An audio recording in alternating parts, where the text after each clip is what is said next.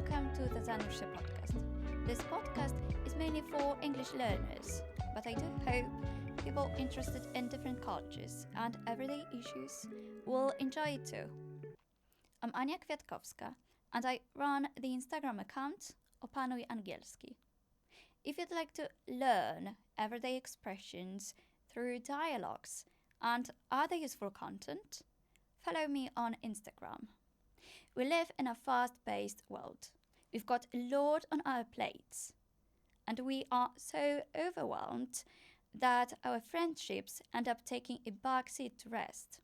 But the truth is, our relationships with friends are just as essential as rest.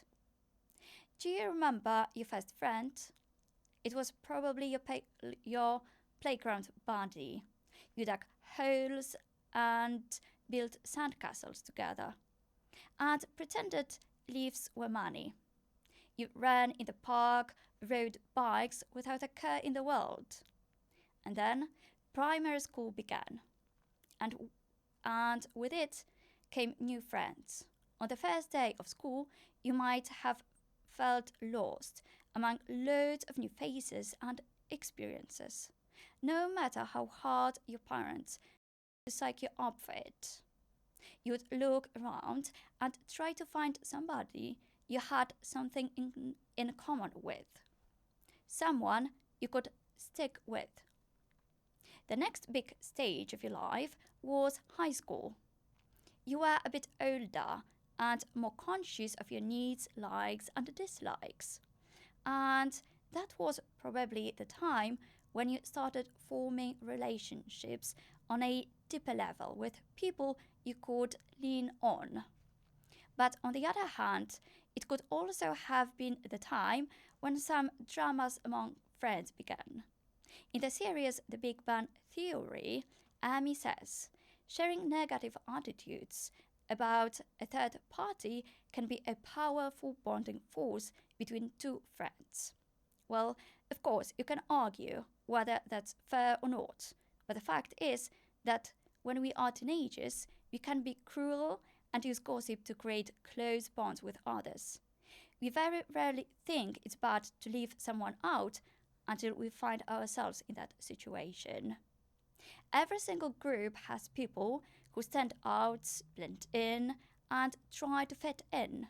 We all have different roles within a group, and that's natural. But it's important to feel comfortable in any group we belong to. And finally, university. You had gained some experience in making friends, so it was probably easier for you to find someone you could click with.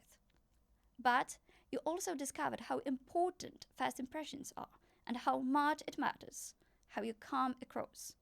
And after those few hard and wonderful years, the working life began. And here's the question.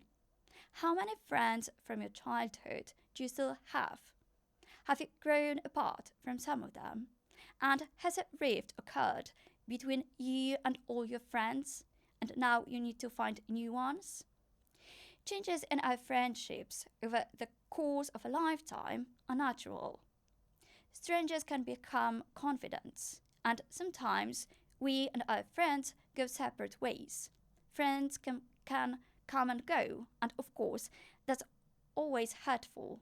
But it doesn't mean you can't reunite after some time. And when life happens, we should remember that friends play an important role in our lives. But in our busy lives, it may be difficult to find time to meet up and catch up. So, how do we sustain friendships in adulthood? Well, the first step is to find someone you share traits and interests with.